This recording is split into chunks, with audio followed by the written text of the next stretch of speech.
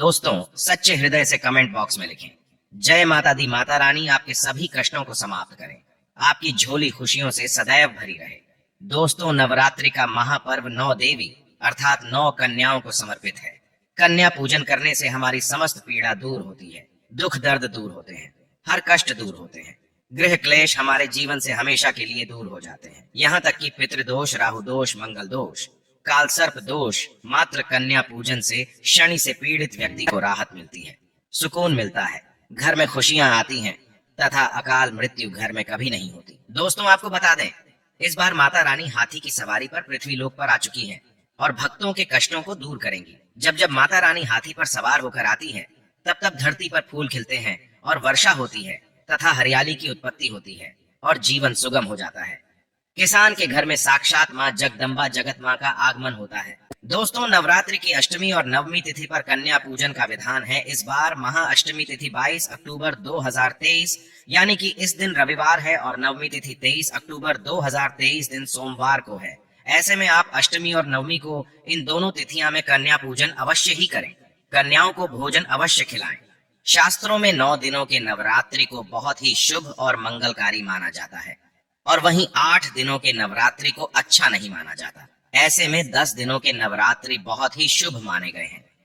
शास्त्रों के अनुसार नवरात्रि के दिनों में माता रानी का पूजन करने से, कन्या पूजन करने से माँ अभय वरदान प्रदान करती है। कुंडली में जो कष्ट होते हैं उन्हें ठीक कर देती है। श्रीधर की तरह ही सच्चे हृदय वाले व्यक्ति के सभी कष्टों का निवारण माँ शीघ्र ही करती है। माँ की उपासना से विनम्रता का विकास होता है, सभी कष्ट, दरिद्रता, दुख, कष्ट नष्ट हो जाते हैं। नवरात्रि में माता रानी का व्रत और पूजन किया जाता है, लेकिन नवरात्रि के दौरान सबसे ज्यादा महत्व होता है कन्या पूजन का। दोस्तों, कन्या रानी जो होती हैं, फूल की पंखुड़ियों की तरह नाजुक होती हैं। कन्या पूजन सर्वोप्रिय है, श्रेष्ठ है। कन्या के रूप में स्वयं जगदम्बा देवी, माता वैष्णो, 9 देवियां अर्थात समस्त ब्रह्मांड इनके शरीर के कण कण में वास करते हैं। बहुत कम लोग जानते हैं 33 कोटि देवी देवताओं का वास होता है। कन्याओं के मस्तक पर कन्या चाहे छोटी हो चाहे बड़ी हो, वह सदैव पूजनीय है, माँ के समान मानी जाती है। दोस्तों, माना जाता है व्रत और उपासना से माता रानी इतना प्रसन्न नहीं होती है जितना कि कन्या पूजन से होती है। नवरात्रि में छोटी छोटी कन्याओं को माता रानी का स्वरूप माना जाता है। कन्याओं को भोग लगाया जाता है, उन्हें प्रसन्न किया जाता है और बदले में आशीर्वाद मांगा जाता है। कन्याओं को प्रसन्न करने के लिए गिफ्ट आदि उपहार वगैरह दिए जाते हैं। माना जाता है अगर कन्याओं को कोई भेंट दी जाए और वो उसे खुशी खुशी स्वीकार कर ले, तो इसका मतलब है माता रानी अर्थात माता वैष्णो ने वो भेंट स्वीकार कर ली। जिन पर कन्याएं प्रसन्न होती हैं, तो समझो उन्हें माता रानी का आशीर्वाद मिल गया और माता रानी की कृपा से उन्हें मुंह मांगा वरदान प्राप्त होता है। कन्या पूजन कोई मामूली पूजन नहीं होता। समस्त ब्रह्मांड में जो पूजा होती है, उनसे बढ़कर कन्या पूजन को माना जाता है। 10 बार गंगा स्नान करने से और 100 बार यज्ञ करने से तथा 1000 बार यात्रा करने से जो पुण्य मिलता है, वह मात्र एक बार कन्या पूजन करने से करोड़ों गुना भक्त को मिल जाता है, प्राप्त हो जाता है। दोस्तों, इसीलिए कहा जाता है कि कन्याओं को सताना नहीं चाहिए, इससे समस्त ब्रह्मांड हिल जाता है। कन्याओं की जितनी सेवा की जाए कम ही होती है। कन्याएं कोई मामूली नहीं होती। कन्या के रूप में स्वयं उनके मस्तक पर विराजमान होकर स्वयं देवी चलकर आपके घर तक आती हैं। नवरात्रि में 2 साल से लेकर 10 साल तक की कन्या का पूजन होना चाहिए। अष्टमी अथवा नवमी को कन्याओं के पैर धोकर भोजन कराना, उपहार आदि देना श्रेष्ठ माना जाता है, दुर्लभ माना जाता है। ऐसा मौका कभी हाथों से नहीं जाने देना चाहिए। इस दिन जितना ज्यादा हो सके कन्याओं को हाथ पकड़कर, पैर पकड़कर अपने घर तक लेकर आएं। दोस्तों, वीडियो में आगे बढ़ने से पहले आप अपनी राशि भी कमेंट बॉक्स में जरूर डाल दीजिएगा। यदि हमारे पास कोई उपाय होगा तो वह आकर हम आपके कमेंट के रिप्लाई में बता देंगे। कोई भी राशि के अनुसार अगर उपाय करता है तो माता वैष्णो बड़ी प्रसन्न होती है और ऐश्वर्य धन प्रदान करती है, मालामाल बना देती है। इसीलिए राशि कमेंट में जरूर छोड़ें और हाँ, माता को एक लाइक जरूर करें। लाइक करने में कंजूसी ना करें। दोस्तों, कैसे करें? कन्याओं का स्वागत। कन्या जब आपके घर आए तब सभी के पैरों को दूध और पानी से उनके पैरों को धुलाना चाहिए। खासकर मर्दों को कन्याओं के पर आवश्यक धोने चाहिए, इससे मैया वैष्णो प्रसन्न होती हैं। दोस्तों, फिर उसके बाद कन्याओं को किसी साफ जगह पर जमीन पर कपड़ा बिछाकर बैठाना चाहिए। उनके माथे पर अक्षत, फूल और कुमकुम लगाना चाहिए। फिर उसके बाद भोजन ग्रहण करवाना चाहिए।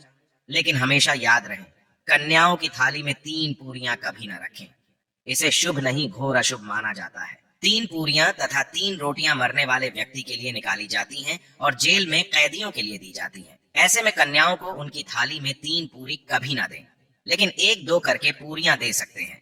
इससे 3 संख्या बढ़ जाती है और दोष भी नहीं लगता। दोस्तों, कन्याओं को खाना खिलाने के बाद अंतिम में कन्याओं के सर पर लाल चुनरी उड़ाना चाहिए और भोजन में आपको खीर, पूरी, हलवा, चना तथा आलू की सब्जी, छोले वगैरह की सब्जी खिलानी चाहिए।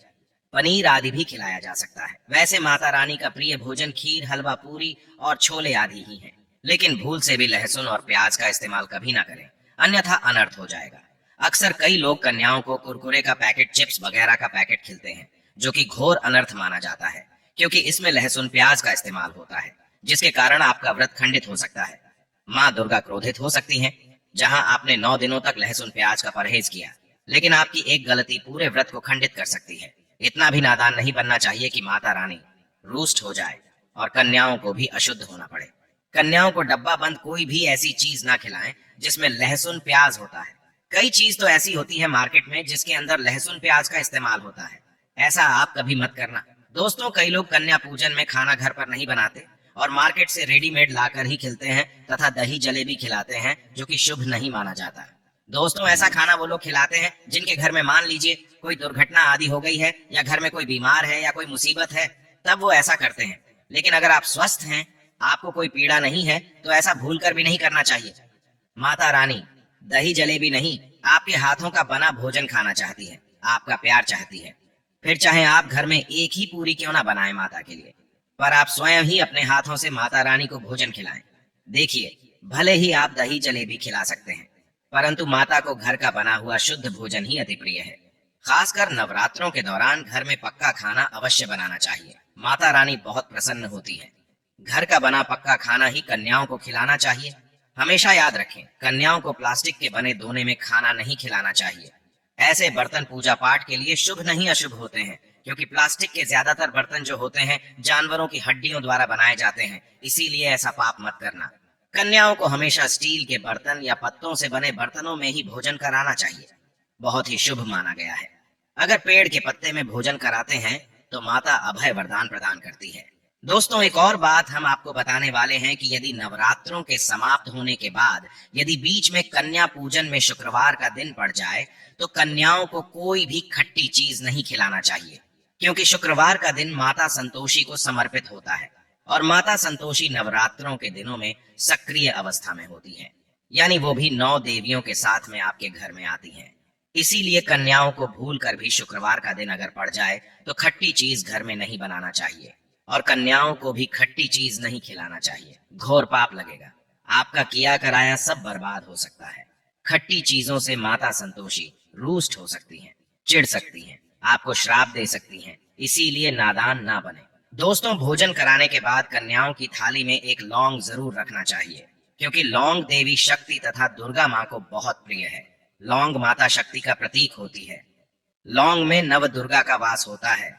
इन 9 दिनों में माता रानी को लौंग का भोग ही लगाया जाता है, तो खाना खाने के बाद कन्याओं को लौंग अवश्य अर्पित करें। माता रानी को अमृत से बढ़कर लौंग प्रिय है, इसीलिए कन्याओं को थाली में चुपचाप एक लौंग जरूर रख दें, आपका भाग्य चमक जाएगा।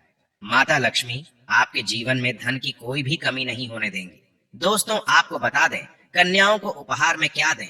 कन्याओं को खुश करने के लिए उनकी थाली में दक्षिणा डालें, ताकि आपके घर में संपन्नता बनी रहे तथा धन की कोई भी कमी ना हो। कन्या जब आपके घर से खुशी खुशी धन लेकर जाती है तो वह भी आपको खुशी खुशी कई गुना आपको धन प्रदान करती है। इस समय कंजूसी मत करना, खुशी खुशी कन्याओं को धन अवश्य देना। कन्याओं को कोई सुंदर गिफ्ट दे सकते हैं। शास्त्रों में बताया जाता है कि कन्या जितना खुश होती है, माता रानी उतना ही जल्द फल की प्राप्ति प्रदान करती है। ऐसे में आप कन्याओं को चॉकलेट बॉक्स दे सकते हैं तथा खूबसूरत कपड़े दे सकते हैं। याद रहे, काले कपड़े ना दें और स्टील के बर्तन भी गिफ्ट के तौर पर दे सकते हैं। याद रहे कि कन्याओं को लोहे का कोई भी सामान नहीं देना चाहिए, नहीं तो राहु केतु का प्रभाव आपके जीवन में प्रवेश कर जाएगा। राहु काल तथा राहु दोष आपको लग जाएगा, आप बर्बाद भी हो सकते हैं। दोस्तों, जब कन्या अपने घर के लिए प्रस्थान करें तो उनके चरण जरूर छू लें और अपने मन में अपनी प्रार्थना को पूरा करें। सच्चे दिल से मांगी हुई मुराद माता रानी अवश्य ही पूरी करती है। सच्चे दिल का मतलब होता है मन में कोई भी लालच ना हो, और अगर वो लालच माता को पाने के लिए बन जाए तो उसे बोलते हैं सच्ची श्रद्धा और सच्ची भक्ति। ऐसी भक्ति के आगे स्वयं 33 कोटि देवी देवता आपको नमस्कार करते हैं। दोस्तों, नवरात्रों के दिनों में अगर मिल जाए आपको ये संकेत, तो समझो माँ दुर्गा आपके घर में आ चुकी है। ये संकेत बताते हैं माँ दुर्गा का आशीर्वाद आपको प्राप्त होने वाला है। तो आइए शुरू करते हैं। दोस्तों, पहला संकेत, जब आप कलश स्थापना करते हैं तो जौ से निकली हरियाली बहुत ही शुभ मानी गई है। कहा जाता है कि जौ से निकली हरियाली हमारे भविष्य में होने वाले अच्छे और बुरे होने का संकेत देती है। ये सभी बातें हमारे आने वाले साल का भविष्य बताती हैं। यदि आपने जौ बोए हैं और वो किसी कारणवश नहीं हो पाए हैं तो ये संकेत बड़ा ही मनहूस माना गया है। कहा जाता है कि नवरात्रों में जौ अगर सूख जाते हैं या बढ़ते नहीं हैं तो आपको समझ लेना चाहिए कि ये साल आपका खराब होने वाला है तथा घर में कोई बीमारी आने वाली है, या दिन दुगनी रात चौगुनी आपकी कम होने वाली है या घटने वाली है। दोस्तों, ये धन हानि का संकेत माना गया है, क्योंकि आपने कोई ना कोई गलती ऐसी कर दी होगी जिसके कारण माता रानी नाराज हो गई हैं। इसीलिए माता से आप क्षमा अवश्य मांग ले। माँ अपने भक्तों को अवश्य माफ करती है। एक माँ ही होती है जो अपने बेटे को, अपने लाल को हर गलती पर माफ करती है। लेकिन ऐसा बेटा किस काम का जो माँ से माफी न मांगे। इसीलिए माता रानी से अपनी गलती की माफी अवश्य मांग लें। मैया वैष्णो अपने भक्तों को कभी निराश ही नहीं करती, बल्कि उन्हें धन धान्य से और खुशियों से परिपूर्ण बना देती है। और दोस्तों, यदि जौ हरे भरे हो जाते हैं तो ये शुभ संकेत होता है। इससे आने वाले समय में आपको बहुत ज्यादा ही धन लाभ होगा। माना जाता है कि 1 रुपए का सिक्का या चांदी का कोई भी सिक्का जौ के बीचों बीच में अगर मिट्टी में दबा दिया जाए तो घर में सुख समृद्धि आती है। माता लक्ष्मी दौड़ी दौड़ी चली आती है। जौ के अंदर हमेशा 1 रुपए का सिक्का अवश्य डालना चाहिए। जौ को खाली नहीं रखना चाहिए, उसमें धन वगैरह अवश्य डालना चाहिए। इससे माता का आशीर्वाद सदैव परिवार पर बना रहता है और जीवन में कोई भी संकट नहीं आता। खाली जौ मतलब धन भी खाली, खुशियां भी खाली ही मिलेंगी। दोस्तों, नंबर 2, यदि आपकी नींद नवरात्रों के दौरान सुबह 4 बजे के आसपास खुलती है तो इसे बड़ा ही शुभ संकेत माना जाता है, क्योंकि ये समय ब्रह्म मुहूर्त कहलाता है। इस समय देवी शक्ति अपने सच्चे भक्तों को ही जागती है। इस समय उठाना मतलब माता की कृपा प्राप्त करने के बराबर माना गया है। ये संकेत बताते हैं कि माता की सच्ची भक्ति का प्रभाव आपके ऊपर हो चुका है और माता रानी आपको जल्दी ही कोई खुशखबरी देने वाली है। माँ आपकी सच्ची भक्ति से बहुत खुश है। दोस्तों, नंबर 3, यदि नवरात्रि में आपका मन प्रसन्न होने लगे, पूजा पाठ में आपका मन लगने लगे, पूजा करते समय मन का शांत होना यह दर्शाता है कि आपको बहुत जल्द माँ की कृपा प्राप्त होने वाली है। माता रानी आपकी भक्ति से बहुत खुश है। आपकी भक्ति माता रानी को आनंद दे रही है। ऐसे व्यक्ति को समझ जाना चाहिए कि उसके जीवन में अब अच्छा समय आने वाला है। दोस्तों, नंबर 4, नवरात्रों के दौरान अगर माँ के गले से फूल गिर जाए तथा जौ के हरे भरे पत्ते अगर बिन हवा के हिल जाएं, तो इसे अति उत्तम माना गया है। ये संकेत बताता है कि माता रानी का आगमन आपके घर में अस्थायी रूप से हो चुका है। आपको माता लक्ष्मी की कृपा प्राप्त होने वाली है। ये संकेत कुछ खास लोगों को ही दिखाई देते हैं। माना जाता है कि पूजा करते समय अगर धुआं अधिक बढ़ जाए तो इससे ये पता चलता है कि आपके घर से गरीबी हमेशा हमेशा के लिए जाने वाली है। भूत प्रेत आत्माएं अब आपके घर से हमेशा के लिए जाने वाले हैं। पूजा करते समय धुएं का अधिक होना बहुत ही शुभ और मंगलकारी माना गया है। ये संकेत भविष्य में अच्छे परिणाम को दर्शाते हैं। दोस्तों, नंबर 5, द्वार पर गाय का आना। वेदों में बताया जाता है कि नवरात्रि के दौरान गाय माता का घर में आना बड़ा ही शुभ संकेत माना गया है। नवरात्रि में द्वार पर गाय का आना अत्यंत शुभ है। यदि आपके भी द्वार पर गाय आती है तो गाय के माथे पर कुमकुम लगाना ना भूले तथा गाय को रोटी जरूर खिलाएं। इससे माँ दुर्गा अत्यंत प्रसन्न होंगी और आपकी झोली खुशियों से भर देंगी। द्वार पर गाय का बार बार आना भी जीवन में आने वाले अच्छे संकेतों की ओर इशारा करता है। दोस्तों, नंबर 6, सपने में शेर का दिखाई देना। अगर आपके सपनों में माँ दुर्गा दिखाई देती है, अर्थात कोई भी देवी अगर आपके सपनों में दिखाई देती है तो बड़ा ही शुभ माना गया है। नवरात्रों के पावन अवसर पर माता के दर्शन किसी खास भक्तों को ही होते हैं। ये सपने कभी किसी को शेयर मत करना। यदि माता की सवारी तथा शेर रात्रि में सपने में बार बार दिखाई देता है तो माँ दुर्गा आपसे प्रसन्न है। ये संकेत बताते हैं कि जल्द ही आपकी कोई मनोकामना अवश्य पूर्ण होगी और आपके शत्रुओं का नाश हो जाएगा। शत्रु आपके नाम से ही थर थर कांपने लगेगा। माँ दुर्गा का वाहन शेर है, इसीलिए नवरात्रि में शेर का दिखाई देना अत्यंत शुभ संकेत होता है। दोस्तों, नंबर 7, यदि कोई छोटी कन्या आपको सुबह सुबह लाल वस्त्र धारण किए हुए दिखाई देती है तो आपने साक्षात मां दुर्गा के दर्शन किए हैं। यदि नवरात्रों में सबसे पहले आपके घर में कन्याओं का आगमन हो जाए, तो समझो आपको दुनिया की कोई भी शक्ति, ब्रह्मांड की कोई भी शक्ति आपको करोड़पति होने से नहीं रोक सकती। आपके जीवन में, आपके घर में माता लक्ष्मी का आगमन होने वाला है। आप दिन दुगनी रात चौगुनी तरक्की करेंगे। अब आप खुशियां मनाइए और मिठाइयां बांटें। ऐसे में कन्याओं को भरपूर तरीके से खुश रखें और उनका आगमन दूध से चरण धुलाकर करें। कोई भी कंजूसी ना करें। दोस्तों, माता रानी आपको यह संकेत दे रही है कि अब आपका बुरा समय समाप्त हो चुका है। अब जीवन में सुख समृद्धि के द्वार खुल जाएंगे। दोस्तों, नंबर 8, घर पर उल्लू का आना। यदि मां लक्ष्मी का वाहन उल्लू नवरात्रि में आपके घर पर आकर बैठ जाए, तो ये भी शुभ संकेत है। इसका अर्थ है कि मां लक्ष्मी का आपके घर में प्रवेश हो चुका है और आपकी आर्थिक स्थिति और मजबूत होगी। लेकिन याद रहे, उल्लू नवरात्रि और दीपावली पर आना ही शुभ माना जाता है। दोस्तों, नंबर 9, यदि ब्रह्म मुहूर्त के समय यानी सुबह के 4 बजे के आसपास घंटियों की आवाज सुनाई दे जाए या शंख की आवाज सुनाई दे जाए तथा कोई भजन सुनाई दे जाए, तो बड़ा ही शुभ संकेत माना गया है। इससे यह पता चलता है कि माता रानी आपकी भक्ति से बहुत प्रसन्न है और आपके जीवन में सभी नकारात्मकता का नाश होने वाला है तथा माता लक्ष्मी की कृपा आपको प्राप्त होने वाली है। दोस्तों, नवरात्रों के दौरान घर में काली चींटियों का दिखाना, लंबी लंबी लाइन बनाकर मुंह में खाना ले जाते हुए चींटियों को देखना अच्छा संकेत माना गया है। और यदि मंदिर में पूजा करते समय कोई छिपकली आदि दिखाई दे जाए या मंदिर के स्थान की ओर छिपकली चली जाए, तो बड़ा ही शुभ संकेत माना गया है। इससे यह पता चलता है कि आपको माता लक्ष्मी की कृपा प्राप्त होने वाली है। माँ का आशीर्वाद आपको मिलने वाला है। नवरात्रों के दौरान मंदिर में छिपकली का दिखना बहुत ही शुभ संकेत माना गया है।